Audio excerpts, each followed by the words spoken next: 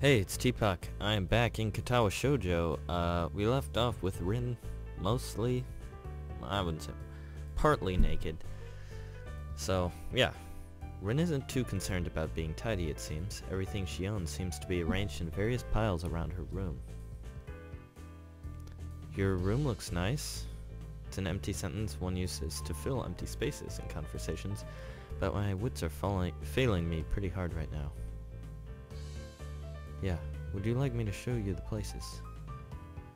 She looks down at her half-open shirt quizzically, making me inadvertently follow her gaze to her chest. Oh, I guess I already did. I can't deny that, no matter how hard I tried to act properly. It is very nice that you came to see me. It makes me feel very... what's the word? You know, the one about things and stuff. Anyway, you came. Rin's rambling makes me remember that I actually came here for a reason. Hey, about what we talked about on Monday. On the rooftop, remember? Rin doesn't seem to be exactly attentive right now, not that she ever is. I plow ahead and get it off my chest anyway. I just wanted to tell you that I'm gonna be better from now on, I guess. I hate being pathetic, so I decided that I'm not going to be anymore. I guess that's all. Okay, isn't that good? The blurry words flow out of her lips slowly and uncontrollably. I'm happy for you, I think. That's what I think. You shouldn't look so sad all the time. I mean, looking sad is fine if you are not sad. But you should look sad. You look sad like you actually sad. What? That's no good. Are you going on some training camp where they make men out of boys? Or mountaintop meditation? No, I don't think so. Oh, I guess that's fine too. The sentences came out of her mouth, and probably her brain, at one at a time, with the small pauses between each, making her gibberish hard to understand. I just think it seemed like a good idea. Maybe it's not.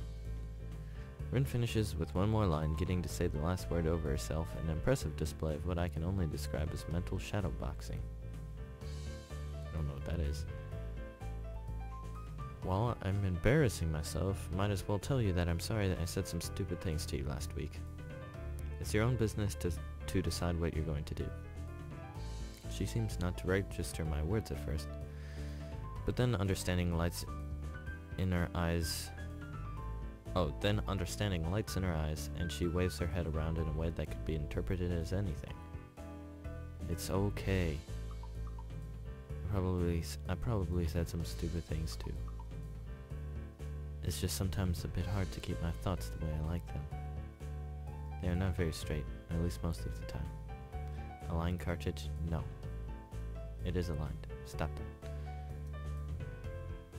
Not that I want to have them straight, I just wish they were at least in some shape. Round is fine too, but I need more definition. My thoughts are very messy. Messy. Where'd she go? Oh jeez. She repeats the word melancholically, then flops lying down on her bed and nuzzles her head against her pillow, shutting her eyes. Enough. Tired. You should go. I'm going to sleep again. She opens one of her eyes to look at me. Was it you who likes to look at sleeping girls, or someone else? Maybe there were many of those. I can't remember. You can stay if you want. No, I'll leave. I have to do homework anyway. I stand up from the chair and take a step towards the door. Wait. Her request stops me in my tracks, not that I intended to scoot off right away. I look over my shoulder and at the girl lying on the bed again with the strangest kind of smile on her features. She should smile more often. I can walk you to the door. It's the least a gentleman can do. Rin giggles like a little kid, making me beyond absolutely certain that she took far too much of her cold medication today. I have always wanted to say that. Slowly and with difficulty, Rin first rises to a sitting position again. Then she stands up with even more difficulty and more slowly still. As if guided by some masculine automation, My eyes instantly lowered to the curve of her thighs and the striped panties, at which point my manners forced me to lift my gaze back to Rin's eye level. It's almost getting too hard to do that. Rin is standing, although barely. It looks like she has some trouble keeping her usually decent balance, again, probably a side effect of the medicine. She takes an unsteady step towards me, then another smaller one as she notices that it's not a good idea to try and take big steps. I feel my muscles tense as I prepare to catch Rin as she falls down. She manages to take 2 more steps before she falls against me. To my surprise, neither her downwards momentum nor our slight height difference are able to stop Rin from pressing her heart-shaped lips squarely against mine. As our lips part after a confusing moment of nothing but the taste of Rin, I look down at her, trying to find some explanation for this bewildering event. The euphoric smile of a madman broadens on Rin's lips again, and I wonder if I will remember this tomorrow. I'm absolutely stumped on how to respond. Rin takes a step backwards, separating her body from mine, and making me only now realize that they were even connected in the first place. The second step is actually a fall backwards, luckily straight onto her bed. The soft thud Rin's body makes against the mattress breaks the silence. I move quickly over to see if she hurt herself, only to be met with the peaceful face of dreaming. Rin sleeps. She is lying diagonally across the bed and somehow managing to have simultaneously fallen asleep while standing up and fallen down in a way that she didn't injure herself. Fool's luck. I tuck Rin in, covering her with the sheets as well as I can. She feels very light, even though I am not that strong. I stand up to look at her, the oval-shaped face, the dark eyelashes shut against the feverish cheeks, the slender body covered with the pale sheets. Rin sleeps. A conflicts, plural, churn inside of me. Think about calling a nurse to keep an eye on her, but decide against it.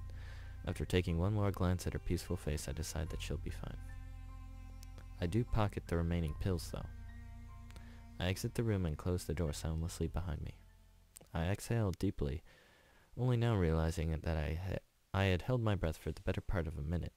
Taking a moment to relax, I try to calm down my heart, racing like a jackrabbit. Don't die of a heart attack now. No! I'm not going to align the cartridge. Stop. I don't know why it keeps popping up. My printer is fine, it's just, like, no, there's an error, but there isn't. I had trouble getting to sleep that night, so the next morning finds me exceptionally groggy. I briefly consider skipping class, but remind myself that I was supposed to be a stronger person now. I get up like a good boy and put on my uniform, then make my way to the main school building without eating breakfast. That's bad. You're gonna get sick from Rin now. I sit in my seat in classroom 3-3, waving a greeting to Misha and Shizune like I do every morning, and let the day wash over me. The afternoon classes are always longer than those in the morning. This is true regardless of whether I count it by the minute or by the number of doodles drawn in my notebooks. Today I'm especially distracted as I keep thinking about Rin. Did I manage to properly tell her that I wanted to get better? Did she understand a word of what I was saying? I think about the kiss we shared and what it means. She was so out of her mind, maybe it means nothing. But we've been getting closer lately. What does that mean? I think about Rin more and more nowadays. I wonder if she thinks about me. The ringing of bells makes me flinch and then realize I haven't been paying attention during the latter half of class at all. I look at the assortment of sketches traveling up and down the margins of my notebook, the only thing I got done in the last hour. Feeling vaguely disappointed in myself, I pack up and get to the hallway. Rin is standing right outside the door, her presence stopping me in my tracks as soon as I spot her. Her posture is relaxed as always, but I suddenly feel like I ate a crowbar. I'm having a hard time meeting her gaze. She doesn't seem to have any trouble looking at me, but those dark eyes are making me feel flustered for no reason. It's hard to look straight at her, so I turn my face away a little. I don't know what one should say in this kind of situation. Are you feeling better now?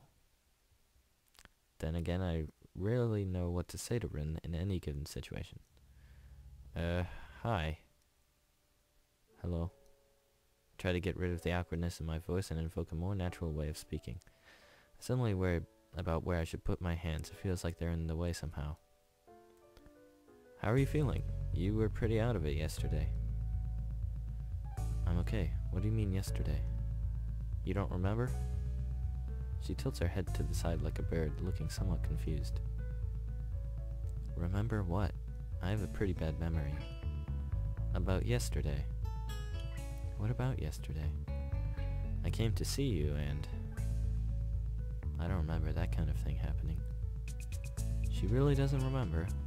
I don't know if this is a good thing or a bad thing, but I feel disheartened all the same. I remember that I promised to show you one place though. Did that happen for real? Maybe I just think that I remember that and I really don't. No, that was real too. Okay, do you want to go? Now? Yeah. Well, sure, why not? Is it far? It's not. Together we walk downstairs and then outside. The usual summer day, whirring cicadas and all greets us. I hate cicadas, or cicadas, or however you say it. A couple years ago, 2 years ago maybe, was that like 13-year cicada thing, or whatever. Those things were loud. Oh my gosh. And now it'll be like 10 years until they show up again, or something. It's immensely hot, and without the air conditioning the classrooms offer, I start sweating immediately. We start along the tree-lined pathway that leads towards the dorms. The cherry tree offers shade, with sunlight blinking through the holes in the canopy. The light creates a chaotic pattern of shadows dappled with bright places where the beams hit the pavement. Rin's eyes are wandering in every direction but mine. I get the feeling that it's intentional. She leads me to the back gate once again, taking us through it and into the forest beyond. As before, the dropping temperature and the drastically reduced levels of light make it feel like the forest is swallowing us into its cavernous belly. We head uphill along the same path as last time, snaking around trees and boulders, over roots and rocks, past wild undergrowth. Birds sing somewhere in the woods, soloists for the humming background music of the treetops. Hey, there's the worry tree. We go past the small clearing with the big maple that is now called the worry tree. The climb steepens, then becomes easier again. I have to stop a few times to catch my breath and hurry after Rin, who doesn't stop to wait for me. Soon I'm out of breath again. Suddenly the trees end and we emerge from the forest. The boundary of the woods is sharp and abrupt, as though a line had been drawn to mark it. The hill continues to climb up a little further ahead, but from here to the top it's a rocky meadow, patches of grass and small bushes that look like they are growing straight from the rock. We soon reach the highest point, with the forest behind us and the view to every direction opening in front of our eyes. The city lies far below and away, lazily reveling in the quiet afternoon mood. You can see pretty far from here, and the vista is beautiful. I wonder how high up we are. I breathe in fresh air and feel my heart rate slowly going back down. I think I might have overdone it a bit. A higher pulse is dangerous for me. I feel fine right now, though. The wind picks up, ruffling my hair and causing the trees below us to sway. It makes the grass undulate in waves as the breeze sweeps across the hilltop. Sun shines from the open skies upon us, the few clouds passing by to shadow it. What was painful heat before is now gentle warmth. I take a good look around. The hilltop is pretty in the way nature often is, unplanned harmony found in the natural arrangement of things. The most striking feature is the abundance of small yellow flowers. They're literally everywhere in this small meadow. I can't help commenting on it. Wow, a lot of flowers. Yeah, do you know this kind? They will fly away. Yeah, dandelions. There are not many of them at the school because they cut the grass so often. Nobody cuts grass up here. The fragile-looking flowers will soon turn white and fluffy like cotton, and the wind will carry their seeds away. I crouched down to look at one tiny yellow flower, silently basking in the sunlight. There's not a hint of white yet, so it's still waiting for its time to be fulfilled. I brush my fingers against the delicate yellow petals, feel the soft texture in my fingertips. It feels nostalgic somehow. I hear Rin approaching from behind and stand back up to face her. She has a weird look on her face. Something on your mind? I don't know. It's just... Whoa. Oh my gosh. You just look so sad all the time and become upset so easily, and it makes me confused, and I don't remember much about yesterday except that you came to my room, and that's why it might be because of me. So if it's because of me, I think that I know why. It's because people don't really like talking to me, and you might be the same, and that would be sad if I know people that I'm talking about others, and then me too always say that I'm strange and that I talk strange things, so I thought I'd try not to say strange things, but that just makes me think more, and new, strange, and colorful, and that was not a good word, but maybe you understand anyway, and odd things. So if you want to say something, I don't really know how, and the words are not the same as the thoughts because something goes wrong on the way out, but it's not like the thoughts are really the thing I should be saying. It's more like the idea of the thought, or the feeling of the idea, or the idea of the feeling, but it's not really any of those either because there's no word for it unless I invent a new one, which is not really useful. So I've been thinking of doing things is better than saying, so maybe because yesterday I took those pills and was feeling a little strange, I might have done something I shouldn't. Besides, I don't even know if it would be any better if I could just say the thought. There's no telepathy. That's real telepathy, isn't there? I think it'd be terrible and useful at the same time, but right now I wouldn't mind. Don't align cartridge. I wouldn't mind because misunderstanding is so easy, but misunderstanding is not, and I thought. I grasped her shoulder and squeezed hard to make her stop. I don't have the capacity to take all that in at once. Rin shuts up instantly. Take a breath. I'm not upset. Why would I be? I'm a little confused, but it's alright. I wonder if I was making a face she doesn't like again. I guess I've been thinking about yesterday all the time. Maybe I looked weird. I wish I had a mirror with me at all times. No need to get it all said at once. I'll listen, even if you talk slower. It just came out. Sorry, I'm okay now. I just wanted to say something. I didn't mean that much. It's weird, isn't it? She looks at me with a surprisingly timid expression. The one I haven't seen before. Well, one that I haven't seen before. I can't help but laugh a little. Yeah, it's weird. You're a pretty weird person, but there's nothing wrong with that. Thanks for being worried about me, but I'm going to get better. I told you that yesterday, but I guess you don't remember that either. I don't. I wonder what else I forgot. Hopefully nothing important like my own name. That'd be terrible. Well, you kissed me. I did? Yeah, you did, on the lips. I try to sound as matter-of-fact as I can, but I worry I might be blushing again. Did you kick me? No, why would I do that? And it's all good, right? It's okay, right? I didn't forget my name. Yeah, it's okay. I wish I was more suave so that I could come up with a better follow-up to that, but nothing comes to mind. It's a good thing that Rin has more to say. It makes me feel relief somehow. I think I should say I'm sorry. I'm really bad with people. Some things are hard to understand, like jellyfish. Do you understand jellyfish? I guess not. People are like jellyfish to me. I don't understand. Now it's her turn to make a face I really don't like seeing. I've never really had friends. What about me? Yeah, not Emmy, me. I'm gonna save. But I'm gonna go with me. 'Cause why not me? Nah, I'm your friend for one. I mean, think about it. We already talk a lot to each other. We've even gotten upset at each other and then forgiven the other for it. That's what they call friendship. It's really nice of you to say that. I've always been able to tell everything to pencils and paper and paints and paper. They are my best friends. It is harder with people. I have to use words. That is hard for me. Yeah, I know. You told me about how you forget. Rin nods wordlessly Rin nods at me wordlessly, and I dare attempt showing her a little encouraging smile. I hope I do it properly. She doesn't reply in any way.